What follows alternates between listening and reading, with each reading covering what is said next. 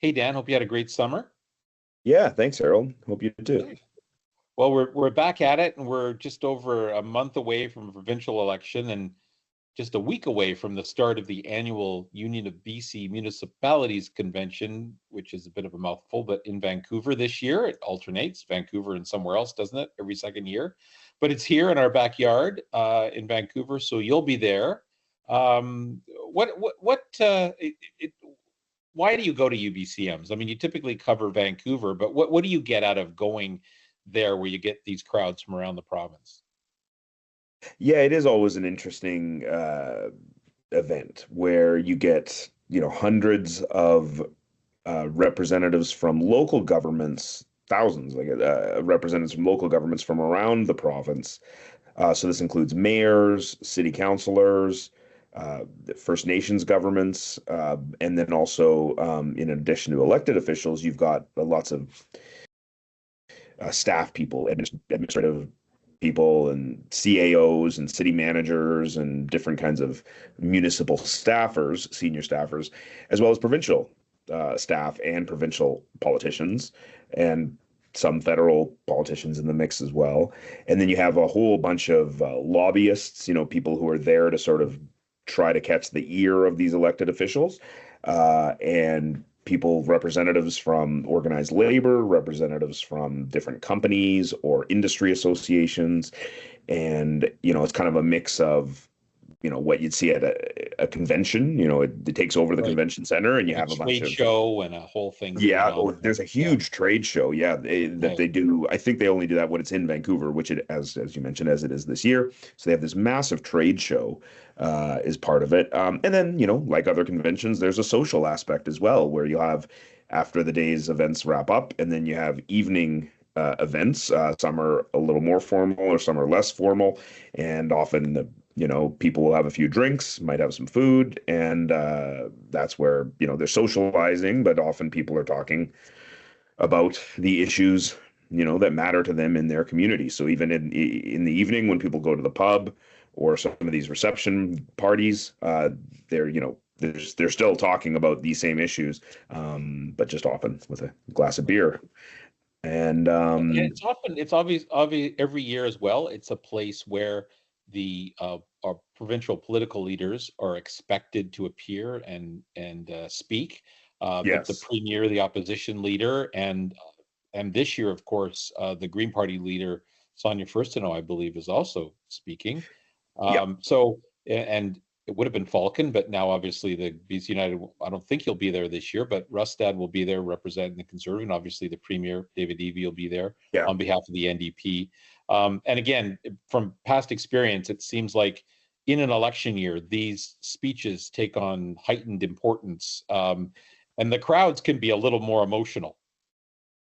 Yeah, yeah, it all kind of feels like the stakes are a little bit higher in an election year. And when the agenda first came out a couple of weeks ago, UBCM noted that, because it's an election year, we're going to give space and time to the leaders of all four major parties to speak. So the premier, the NDP premier David Eby was going to speak on Thursday, followed by the leaders of BC United, the Conservatives, and the Greens. Obviously now, BC Falcon, as you say, has dropped out. So he will not be speaking. He was not on the more recent version of the agenda that I saw, but the leader of the Conservatives and the Greens will speak. So yeah, as you say, obviously it will be against the backdrop of this pending provincial election. Um, and so, What do you think they're going to be looking to hear? Like, I mean, you go through, you can often tell by what the motions are that are going to the UBCM now, and they can be there's a yes. wide range, as you know, that go to them, and hundreds Yeah. of them. But like, what are a few of the common themes that we expect to emerge, and for the all of these leaders to be cornered by local government looking for Yeah, answers? I mean, there are sort of consist year after year, you do sort of see these repeated themes, and largely it has to do with local governments sort of using UBCM as this sort of opportunity to, what they use the resolutions for is they band together and sort of so they can make a cohesive case for something or other to the province. Say, as a whole, the Union of BC Municipalities wants the province to change this law or update this, or in many cases, provide more money for this or that, right? A lot of the time, it is the municipalities saying, we're dealing with this and this and this, and we need more support, often in the way of financial support from senior governments. In this case, they're sort of advocating directly to the province, and they're often asking the province to advocate to the feds for more help. In the past, sometimes, I recall John Horgan, so obviously EB's predecessor as NDP premier, in his final UBCM as premier before he stepped down, he commented that sometimes in the past, BC premiers have used UBCM as an opportunity to sort of like announce gifts, what he called it. He would say, they'll do these big ticket announcements, hoping that it will get covered in the media. But he said it had not been his style or his government style to do that. He wanted to sort of, provide funding and investments, or whatever word he wanted to use, throughout the course of his term, as opposed to trying to sort of get a photo op by announcing these lavish gifts, big ticket, items. So it'll be kind of interesting to see if EB, with an election just, basically weeks after the event, might do some big announcements or funding, or if it'll be sort of more of just a address, a speech to these people, or if there are some actual funding announcements or other kinds of announcements. I think we can imagine what sort of the Conservatives, who are, I guess now the NDP's, chief opponents in this election, some of the stuff they might say. And as you mentioned, so one of the common themes that has come up through this year's resolution book, so there's tons and tons of resolutions, right? There's hundreds of pages in the resolutions book. You do see a lot of the same themes come up year after year. A lot of it has to do with housing and infrastructure and whatever. But one thing that seemed kind of just anecdotally seems to like be pretty prominent this year is concerns around like public drug use, public disorder, homelessness, untreated mental illness, and the sort of lack of municipalities to sort of their capacity to deal with these things. Municipalities don't have. We just saw that terrible machete attack in Vancouver last week. Yes, yeah. So that was the top of mind. Extreme example. Horrific. Yeah, exactly. But even in cases less extreme, you are hearing anecdotally that municipal leaders in communities of all sizes. So, that's what one of the UBCM directors said to me. He's like, this is not just a Vancouver and Kelowna issue. This is like small towns, rural areas. There are people with mental health challenges, addiction, and a lot of these things are intertwined, obviously, and they're complex. Homelessness has to do with the price of housing and the lack of affordability.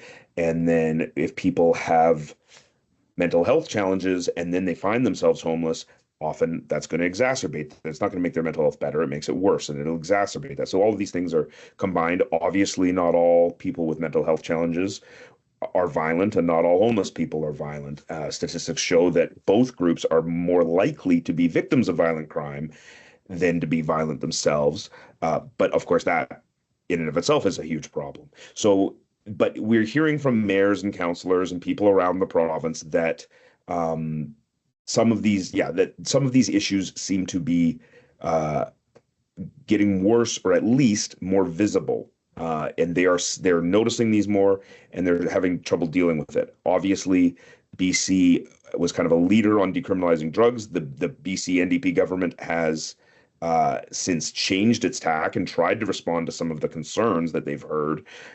So it'll be kind of interesting to see how much we hear about that at UBCM. There was so much sort of interest in this subject that the UBCM organizers, basically changed the schedule around. They had a workshop planned around the issues of disorder and public drug use, and then basically that was changed from being a workshop in a smaller room to was moved into the plenary session, which means it's big in the big exhibition hall in front of everybody. So that's just kind of a small example of the noting the sort of significant public interest in this particular issue. And of course, just going back to the provincial election in the background, that has been an area that the Conservatives in particular have been wanting to sort of hammer away at. Right, right.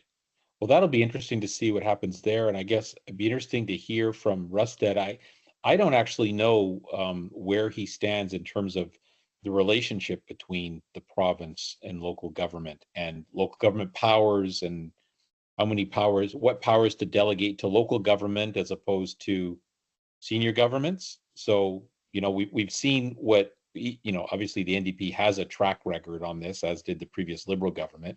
So we know where they draw the line and what they want to dictate or not dictate. So I don't know. Have you heard from Rusted on things like, zoning or money for infrastructure, ability to tax, any of that kind of stuff? I'm not sure. I'm not sure where he kind of weighs in on where he stands on that stuff. So that will be something that'll be interesting to hear, because I imagine it's something that delegates will want to hear from him. So they might be asking him and his colleagues about that. Right. It's a tough, and again, I used to cover the UBCM a long time ago, but I think some things don't change. I mean, you go there, you realize there's often the priorities can be different between the urban centers like Metro Vancouver and some of the rural or outlying areas, or even the Okanagan versus Vancouver. And so it's very difficult, I think, for provincial politicians and provincial bureaucrats to walk into that lion's den, because you get pulled in a million different directions with a lot of different priorities. Yeah, definitely.